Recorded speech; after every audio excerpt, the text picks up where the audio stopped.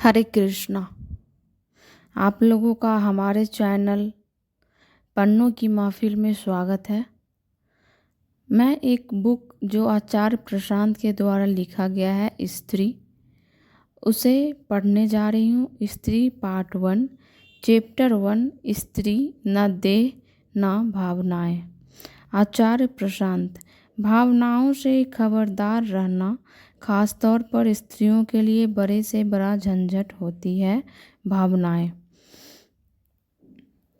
बात बात पर आंसू निकल पड़े। भावनाओं पर कोई समझ ही नहीं, कोई बस ही नहीं, और फिर इसलिए स्त्रियां गुलाम हो जाती है। आपकी भावनाएं बहका कर के कोई भी आपको नियंत्रित कर लेता है, गाय बना देता है। आप दुनिया को देखिए ना, बेचारी स्त्रियां किसी क्षेत्र में अग्रणी नहीं हो पाई। राजनीति में देखिए नहीं दिखाई देगी, कला में देखिए कम दिखाई देगी, विज्ञान में देखिए कम दिखाई देगी, वो घरों में बस दिखाई देती है। और इसमें बहुत बड़ा योगदान भावनाओं का है। वो भावुक ही पड़ी रह जाती और कुछ नहीं कर पाती जिंदगी में। अबला जीवन, हाय तुम्हारी यही कहानी, आंचल में है दूध और आँखों में पानी।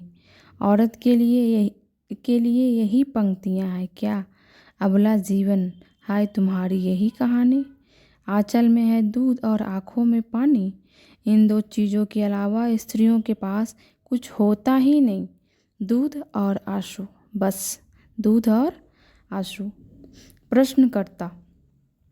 आंसुओं से बाहर कैसे निकला जाए और स्वयं को मजबूत कैसे किया जाए? आचार्य। ये देखिए तो कि आप उन्हीं के साथ अटकी हुई है। अटकी इसलिए हुई है क्योंकि उन भावनाओं को ही अपना बल मानती है। भावनाओं को ना माने तो भावनाओं को पोषण क्यों दे? प्रश्नकर्ता। हम उन्हें ज़्यादा महत्व देते हैं। आचार्य। बिल्कुल, महत्व भी देते हैं, दर्शाते भी हैं, उन्हीं का उपयोग करके अपने काम भी बनाते हैं। प्रश्नकर्ता। और वास्तव में भावनाओं के माध्यम से खुद को ही प्रताड़ित भी करते हैं। आचार्य। बिल्कुल, काम कितने बनते हैं भावना दिखा दिखा कर। मैं रूठ गई, मैं गुस्से में हूँ या मैं दुख में हूँ, काम बन जाता है। औरतों से मुझे जितनी शिकायत है उतना ही उनको लेकर के दुख भी है। उनको देखता हूँ, बहुत दुख लगता है, और शिकायत इस बात की है कि वो अपने भावनाओं को दुख का कारण स्वयं है। औरतों की जो खराब हालत है उसका कारण वो खुद है। भावना को वो अपना अधिकार समझती है, देह को वो अपनी पूंजी समझती है, और देह सजाएगी, संवारेगी, भावनाओं पर चलेगी और सोचती है कि हमने ये बड़ा तीर मार दिया। और इन्हीं दो चीज़ों के कारण देह और भावना, देह माने तन और भावना माने मन, इन्हीं दो के कारण वो इतिहास में लगातार पीछे रही है और गुलाम रही है। जबकि स्त्री को प्रकृतिगत कुछ विशेषताएं मिली हुई है जो पुरुष के पास नहीं होती है।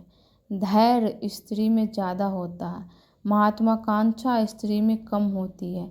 ये बड़े गुण हैं। अगर स्त्री संयत रहे तो खुद खुलकर उड़ सकती है, आसमान छू सकती है, पर वो इन्हीं दो की बंधक बनकर रह जाती है, तन की और मन की। आंचल में है दूध माने तन और आँखों में पानी माने मन। भावनाएं बस इन्हीं दो की बंधक है। वो यही दो काम करने हैं उसको, दूध और पानी, दूध और पानी। और उसी को माने उस लेख में लिखा है कि औरत दो ही जगह पाई जाती है, बेडरूम और रसोई।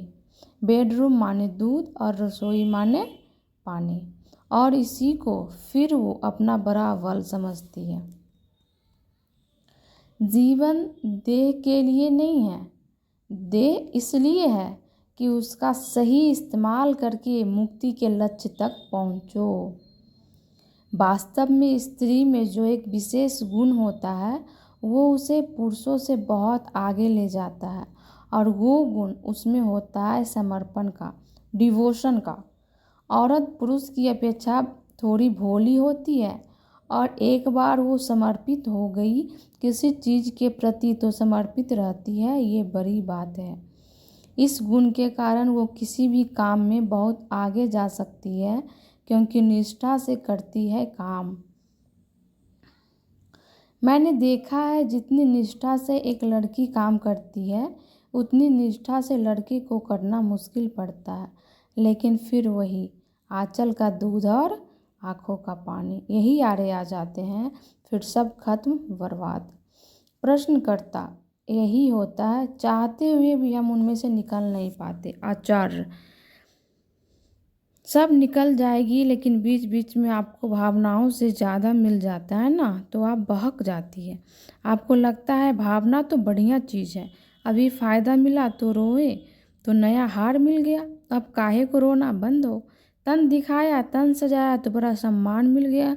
जमाने ने कहा वाह वाह क्या सुंदर है। पति पीछे पीछे आ गया, जैसे ही मैंने जरा तन को आकर्षक बनाया तो फिर बिल्कुल बहक जाता है मन स्त्री का।